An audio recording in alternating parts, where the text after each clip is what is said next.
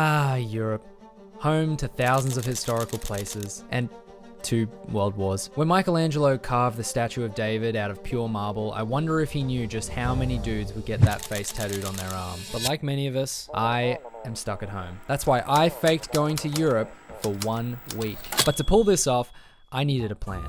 Like an actual plan. I had to literally plan a hypothetical trip to Europe if I wanted to make it believable. To do this, I spent weeks researching, finding out the best routes to take and places to stay, and never mind, there's a million websites that have already done this for me. The website I used gave an itinerary for a month trip around Europe, but by cutting a few countries out, I managed to squeeze it into a week. The plan is as follows: London to Paris, then finishing it off in Little Italy. But by Little Italy, I mean literal. I finish it off in Italy. Is a trip like this possible in an actual week? Probably not. But people don't know that. Most people can't even point to Paris on a map, so how would they know? Right? With the trip laid out, it was time to figure out how I was actually going to convince my followers that I was in a different country. And for this, I had a secret weapon: Snap Maps. A feature on Snapchat where you can press any place in the world and get public Snapchat stories from anyone in the area. Using this feature with the assistance of Photoshop, I was going to steal somebody else's holiday and pass it off as my own. But to do that, I was going to have to do a photo shoot for each country I was in, starting with the UK. This was a lot more difficult than I thought it would be. Okay, Frank just got in the way. That's fantastic. But with those done, it was time to move on to Paris. And to do this right, I was going to need to dress the part. From the tucked in shirt to the turtleneck, glasses and messy hair, there would be no question I was in France. You know what I've just realized? I take photos like a millennial.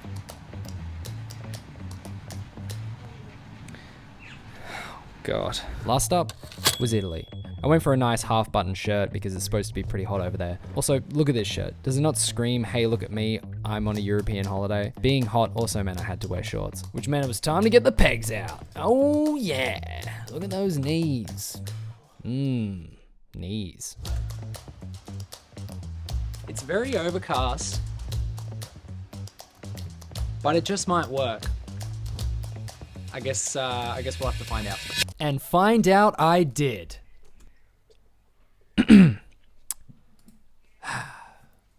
I wish editing photos was a bit more exciting than this. That looks so legit. What the fuck? With the photos complete, it was time to create the first post. The goal was to take an old plane ticket I used as a bookmark and place it inside my passport, giving the illusion that I was about to go overseas. However, getting the photo to look legit was a lot harder than I thought.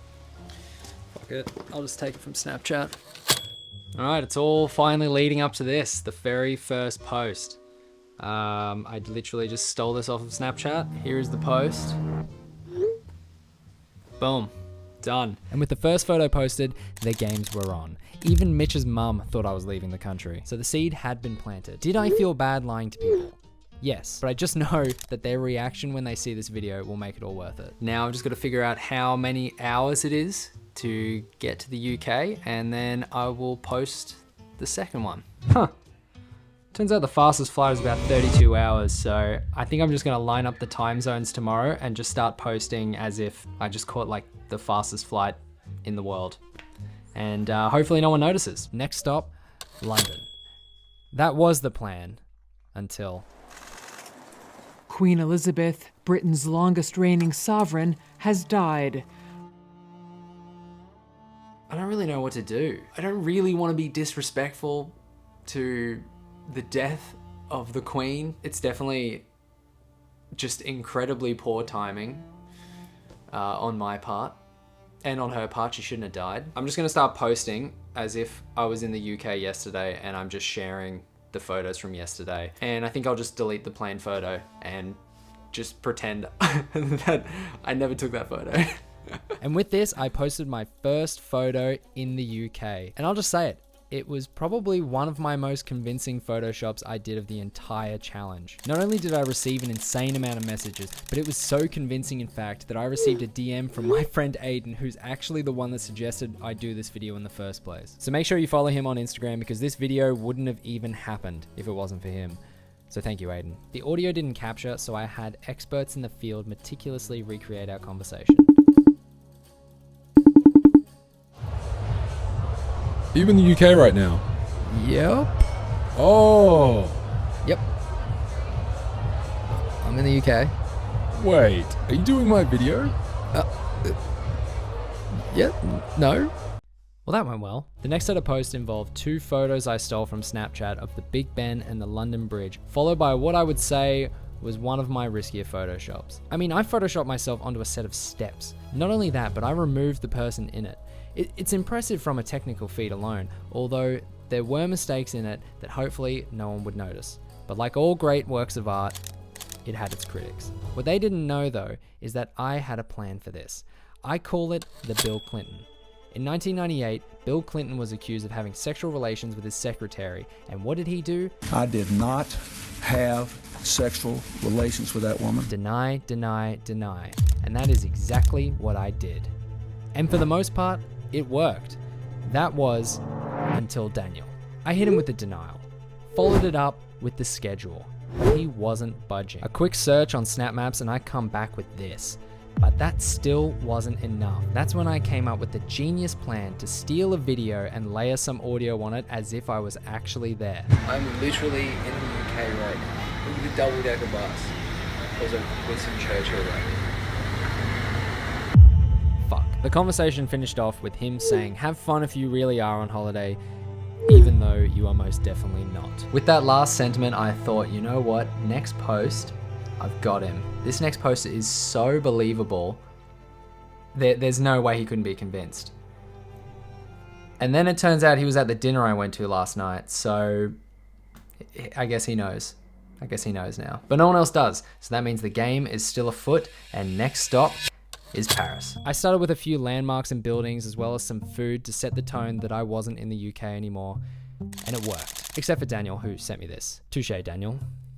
Touche. But on day 2 of Paris, I hit my audience with these.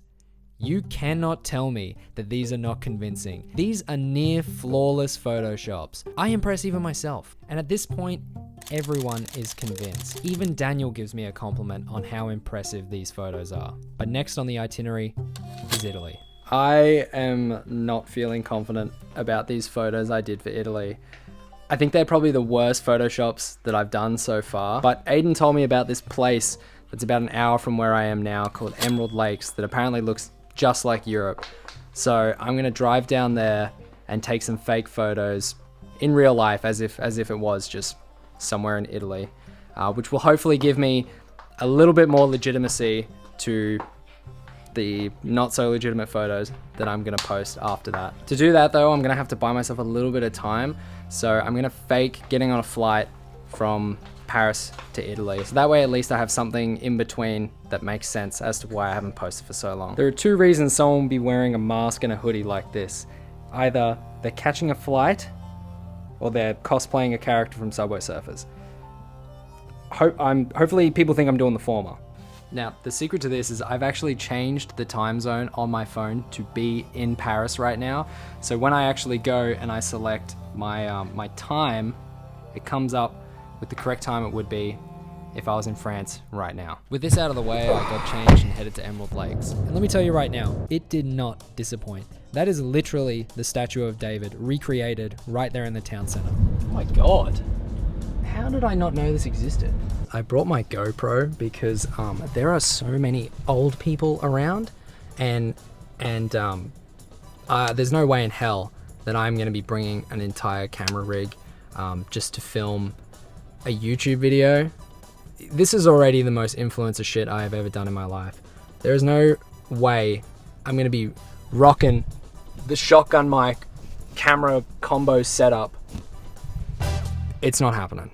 Not in public. Why does it feel like I'm going undercover into some secret rich cult? It's so weird. It's so weird. I'm like scared to be here. I don't feel like I fit in here. Aiden was right though. This does look like Europe. Oh my God. Is this how the rich live? I feel like I've walked into a completely different world. I want to be rich. Well, that went okay. I've never felt more like a tourist in my own country. It was so weird. And I couldn't really get as much content as I wanted because there are so many Australian cars like utes and stuff like that just parked on the street. So it's really hard to get full street shots. And also So many old people. I feel like I was just having coffee with all of the rental property owners in Australia right here. I bet every single person here owns at least a portfolio of 200 houses. Mission success? I guess? Worth the hour? Maybe. I guess we'll find out if anyone realizes that I'm just in Emerald Lakes. Last night, after posting one of the videos I recorded at Emerald Lakes, a good friend of mine, Sam, messaged me, who actually knew that I was doing this challenge, and he was absolutely flabbergasted. Did not know how I did it. So was it worth going to Emerald Lakes? I think it was. It has completely wiped out all cause for doubt. There is no denying that I'm in Europe right now. Well, that's what I thought until I posted my last set of images. I thought that was it. I thought, I've done it. I've tricked my friends and followers into thinking I was in Europe for a week. But last night, I received a message from one of my friends, Cherie. I tried to deny it, but unfortunately, she wanted a photo, so I did the only logical thing that anyone in this situation would do. I unread the message and pretended I never saw it. Pretty logical response. I'm that close to the finish line, I'm not even gonna waste my time. So Cherie, I'm sorry. And that brings us to now. The challenge is over, and to reveal it, I'm going to be posting this video as well as one final story to tell everyone that didn't realize I lied. I'm sorry. Let me know if I tricked you in the comments below. Leave a like on the video, subscribe, and that's the video. Bye-bye.